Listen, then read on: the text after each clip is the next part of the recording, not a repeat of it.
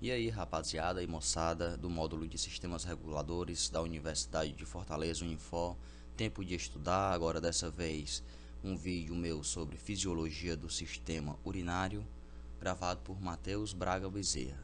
Vamos lá começar e dar início à nossa videoaula. Primeiramente, antes de tudo, eu tenho que explicar a vocês sobre a localização dos rins.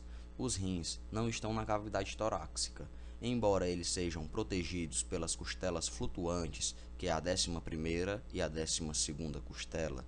Eles estão abaixo do diafragma, portanto não pertencem à cavidade torácica, mas também não se localizam na cavidade abdominal, pois não são revestidos pelo peritônio. O peritônio é uma membrana que reveste os órgãos abdominais. Então, devemos dizer que ele é um órgão retroperitoneal, ou seja, está localizado atrás do peritônio.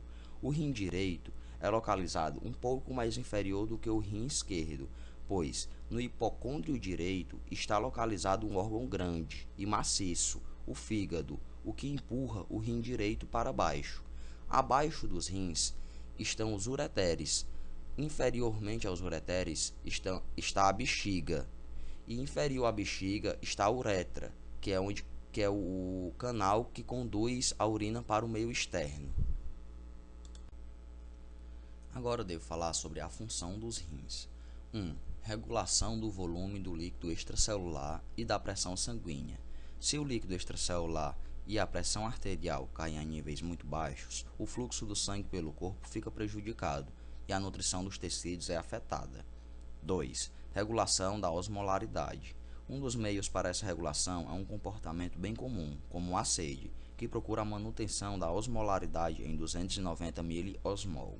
3. Mantém a concentração dos íons-chave dentro de uma faixa normal entre o balanço de ingestão e perda urinária. 4. Regulação homeostática do pH.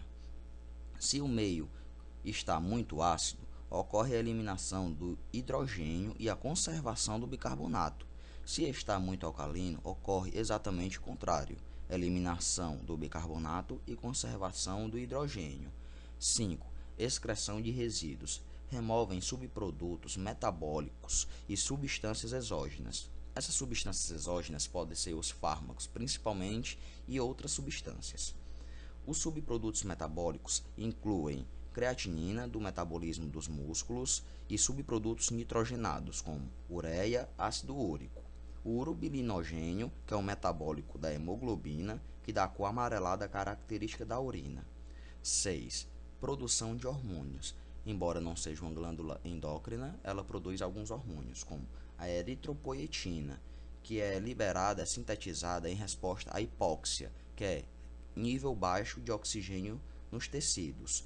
E ela vai lá para a medula óssea fazer a sintetização dos eritrócitos, ou hemácias, que é a mesma coisa, que são carreadores de oxigênio. Também sintetiza renina, que nós vamos ver mais lá na frente para que é que serve a renina, e enzimas que ajudam a converter o colicalciferol, que é a vitamina D3, em calcidiol, que é a vitamina D ativa. Nessa parte tem um sinergismo com o PTH, como já vimos anteriormente no sistema ósseo. Esse calcidiol ele vai ajudar na absorção do cálcio lá no TGI, no trato gastrointestinal. O néfron é a parte funcional dos rins.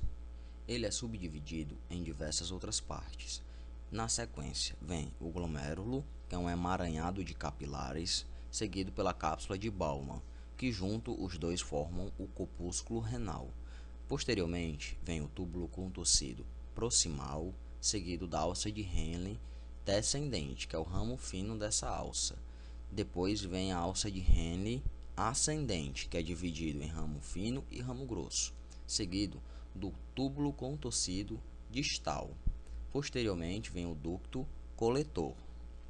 A rede de vasos que compõe o néfron começa nas arteríolas aferentes, que levam o sangue para o glomérulo, as arteríolas eferentes, que retiram tudo que não foi filtrado pelo glomérulo, e os capilares peritubulares. A função dos capilares peritubulares é a de secreção, ou seja, retira substâncias dos vasos e secreta nos túbulos, e de reabsorção, ou seja, reabsorve substâncias que estavam no túbulo para os capilares.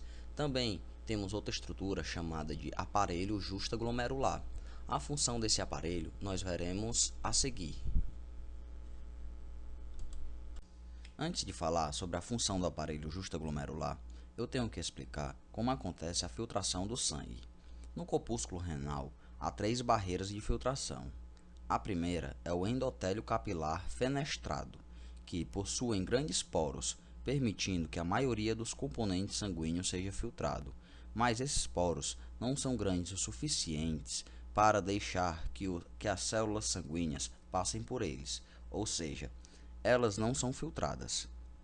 O endotélio também possui proteínas negativamente carregadas, fazendo com que as proteínas do plasma que são negativamente carregadas sejam repelidas. A segunda barreira é a lâmina basal, que consiste em glicoproteínas carregadas negativamente, colágeno e outras proteínas, que atuam como uma peneira grossa, excluindo a maioria das proteínas plasmáticas do filtrado glomerular. A terceira é o epitélio da cápsula de Bowman, que possui células especializadas, chamadas de podócitos, que deixam apenas pequenas fendas de filtração, fechadas por uma membrana semiporosa. Agora, a pergunta que surge é: o que faz com que esse plasma extravase da arteríola para o corpúsculo e posteriormente para os túbulos? Há uma pequena diferença entre as literaturas do Guyton e da Silverton, mas no final a pressão final se coincide, que é de 10 mm de mercúrio a favor da filtração. Nesse exemplo eu optei pelo exemplo da Silverton, por ser mais didático ao meu ponto de vista. Começamos pela pressão hidrostática dos capilares glomerulares, que é de 55 mm de mercúrio, que favorece a filtração para dentro da cápsula de Bowman. Existem 2 outras pressões que se contrapõem à pressão hidrostática dos capilares glomerulares.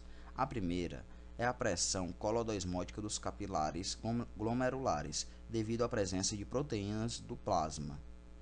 Essa pressão é de 30 mm de mercúrio, favorecendo o movimento dos líquidos de volta para os capilares.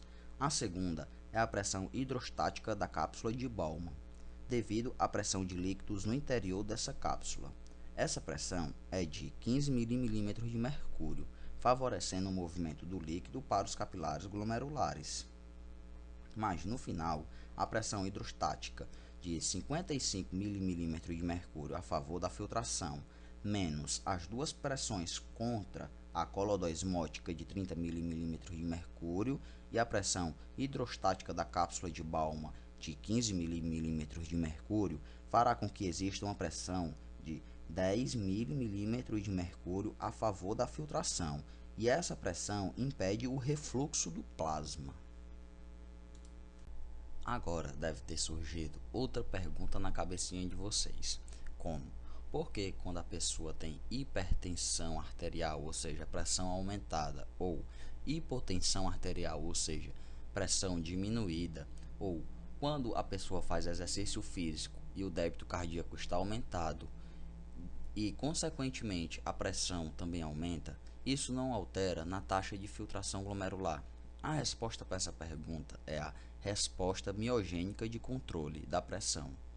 Ou seja, quando a PA, ou seja, a pressão arterial, está muito elevada, acontece um estiramento das paredes das arteríolas que despolarizam o músculo liso e abrem canais de cálcio voltagem dependentes. Isso faz com que o músculo liso da arteríola aferente se contraia e diminua o fluxo para o glomérulo. Isso faz com que a pressão alta não interfira na taxa de filtração glomerular. Se acontecer o oposto, ou seja, a pressão cair, há uma contração da arteríola eferente, fazendo com que o sangue fique represado antes dela, o que aumenta a pressão, impedindo que a pressão baixa interfira na taxa de filtração glomerular.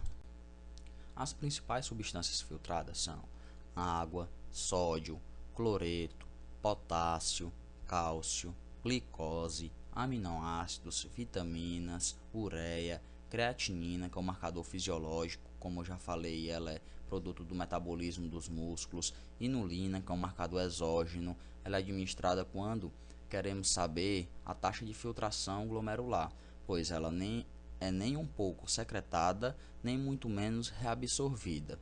Vemos aqui que não temos proteínas e nem células sanguíneas, pois elas não são filtradas. A quantidade de filtrado glomerular é de 180 litros por dia, ou 125 ml por minuto. Isso daria para encher 90 garrafas de 2 litros no final de um dia. A pergunta que se segue é a seguinte: se filtramos 180 litros por dia, por que não morremos desidratados, já que bebemos cerca de 2 litros de água? Veremos a seguir. Essa simples equação responde à pergunta anterior, pois a taxa de excreção é proporcionalmente igual à filtração menos reabsorção mais secreção, ou seja, filtramos 180 litros por dia, mas a maior parte desse filtrado é reabsorvido e ainda assim ocorre uma secreção para os túbulos. No final do dia, expelimos ou excretamos cerca de 1,5 litro. Muito cuidado com esses dois termos, secreção e excreção. Secreção sai de um órgão, mas ainda continua dentro do organismo. E excreção é a taxa do que é botado para o meio externo, ou seja, não está mais dentro do organismo. Tomem cuidado com isso. Essa figura nos mostra o que acontece no néfron. A filtração ocorre apenas a nível de corpúsculo renal, ou seja, glomérulo e cápsula de Bowman. No túbulo contorcido proximal ocorre reabsorção e secreção. Na alça de Henle apenas ocorre reabsorção, não ocorre secreção. No túbulo contorcido distal ocorre reabsorção e ocorre secreção. No ducto coletor ocorre reabsorção e ocorre secreção. Depois que esse plasma, esse filtrado, passa do ducto coletor, nada mais é secretado e nada mais é reabsorvido, e tudo vai ser excretado, ou seja, depois que passa a nível do ducto coletor, tudo é excreção. Veremos a seguir o que é reabsorvido e o que é secretado nessas extremidades.